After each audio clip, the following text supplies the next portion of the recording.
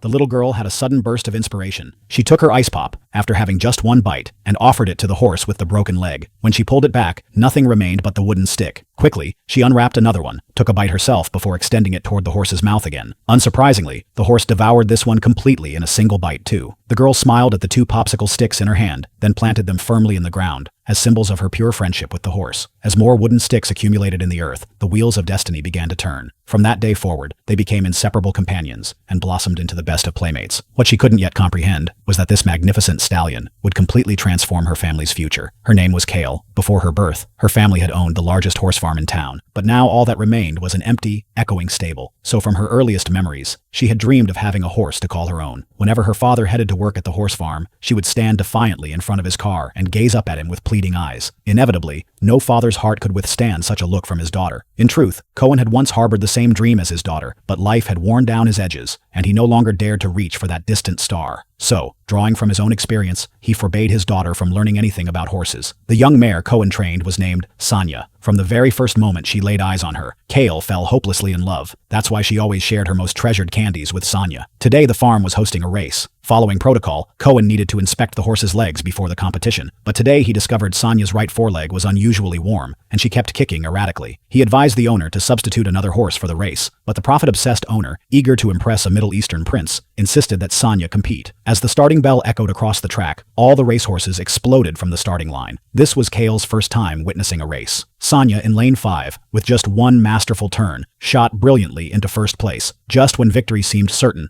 disaster struck. Sonya collapsed to the ground. Kale's smile instantly froze into horror. She anxiously sprinted toward the fallen horse, but the devastating truth became clear. Sonya's right foreleg was shattered. Everyone in the racing world knows a horse with a broken leg faces a death sentence. The owner's reaction, however, was even more chilling. Despite Sonya once being valued at $750,000, despite her winning countless races for him, he showed absolutely no concern for her welfare. He coldly ordered the vet to euthanize her. This callousness ignited Cohen's fury. He condemned the owner for his heartlessness. Cohen and his two assistants were summarily fired on the spot. Without hesitation, he demanded the $9,000 in wages he was rightfully owed, but the owner condescendingly offered only $6,000 and threatened that if he refused, he wouldn't receive a single penny. Looking at the horse writhing and whinnying in pain, Cohen, his heart breaking at the sight, made a decision that would forever alter Sonya's destiny. He proposed taking the $3,000 and the injured horse instead. The owner readily agreed, calculating that disposing of the body alone would cost more than $3,000. Kale watched this exchange with growing concern. Ignoring the owner's mockery, Cohen arranged to transport Sonya home that very night. The long-abandoned horse farm now sheltered a ruined horse, but Kale firmly believed in her heart that Sonya would recover.